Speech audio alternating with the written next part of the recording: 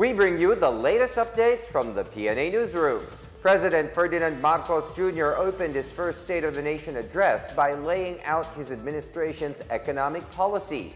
The country's economy is expected to grow by 6.5 to 7.5% this year as it reopens amid the pandemic. Marcos noted the country's firm economic growth momentum with the gross domestic product or GDP for the first quarter of this year at 8.3%. Marcos said the country's tax system will be adjusted to catch up with the rapid developments of the digital economy. Our tax system will be adjusted in order to catch up with the rapid developments of the digital economy, including the imposition of value-added tax on digital service providers. The initial revenue impact will be around 11.7 billion pesos in 2023 alone. Tax compliance procedures will be simplified to promote ease of paying taxes.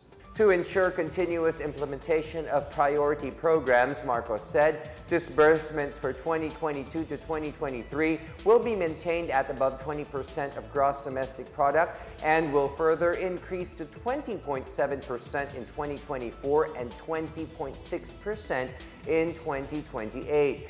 He also said the average inflation for this year is projected to range from 4.5 to 5.5%, following the uptick in fuel and food prices brought about by the Russia-Ukraine crisis and the disrupted supply chains. Exports of goods are expected to grow by 7% in 2022 and 6% from 2023 to 2028. On the other hand, imports of goods are projected to grow by 18% in 2022, 6% in 2023, and 8% from 2024 to 2028. I have instructed the NEDA to coordinate with other agencies and work on the Philippine Development Plan for 2023 to 28 and to submit to me the complete blueprint and progress of its implementation not later than year-end. Boosting the country's agriculture sector took center stage in President Ferdinand Marcos Jr.'s first State of the Nation address, or SONA. Marcos said qualified farmer beneficiaries will be provided with affordable fertilizers, pesticides, rice seedlings, as well as cheaper feeds for swine and poultry farmers, and fuel subsidy and cash assistance for farm tractors. Marcos earlier said the government is eyeing a government-to-government deal to purchase farm inputs in bulk to lower its price. Moreover, Marcos vowed to institutionalize the loan system and financial assistance to farmers and fisherfolks. Magbibigay tayo ng pautang habang mas ilalapit natin sa sektor ng agrikultura ang hindi gaanong mahal na farm inputs na bibilhin na ng bulto ng gobyerno. Kabilang dito ang abono, pestisidyo, mga punla, feeds, fuel subsidy at ayuda para sa mga karapat-dapat na benepisyaryo. Ipapaprioridad natin ang modernisasyon ng mga sakahan sa pamamagitan ng mga makabagong teknolohiya. Gagawa tayo ng network, national network ng farm-to-market roads.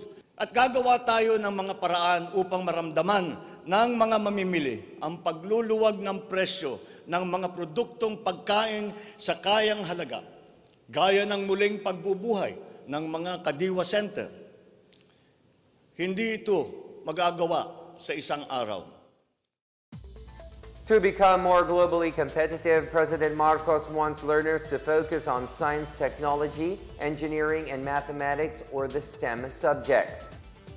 During his State of the Nation address, Marcos said the skills and knowledge they will get in these subjects are necessary to compete in a highly technological and competitive world. He also said that since internet connectivity has now become the global marketplace, Filipinos must have a better grasp of the English language and that the medium of instruction in schools must be examined closely. The internet has now become the global marketplace, not only for goods, services, but also for ideas, even extending to our own personal interactions. And the language of the internet, for better or for worse, is English. Therefore, The question of our medium of instruction must be continuously re-examined to maintain that advantage that we have established as an English-speaking people. Marcos also reiterated that it is time for children to return to full face-to-face classes once again and urges parents or guardians to have their kids vaccinated against COVID-19. He said he wants classrooms to be safe for teachers, students, and the entire academic community. He also wants to put an end to the horror stories about the poor quality of educational materials and supplies.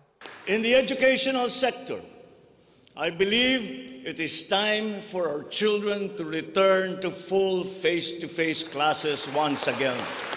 We continue to encourage everyone to get their booster shots in preparation for the resumption of in-person classes. As for the horror stories that we have heard about the poor quality of educational materials and supplies that are being given to our schools, this must end. President Ferdinand Marcos Jr. also pushed for the use of renewable energy to mitigate the effects of climate change as among the priorities of his administration. The president is pushing for the development of renewable energy sources such as hydropower, geothermal, solar, and wind, citing Ilocos Norte, his own province and the home to the Bangi windmills. Marcos said that the laws on the environment should be properly enforced. He said this will require a great deal of coordination and cooperation between concerned government agencies and private stakeholders. Though we are a minor contributor to climate change globally, we have the unfortunate distinction of being one of the most vulnerable countries to the effects of climate change. For the welfare of our people, it is incumbent upon us to alleviate the effects of that vulnerability. The use of renewable energy is at the top of our climate agenda. We will increase our use of renewable energy sources such as hydropower, geothermal power, solar, and wind. The Marcos administration will stand firm on its independent foreign policy.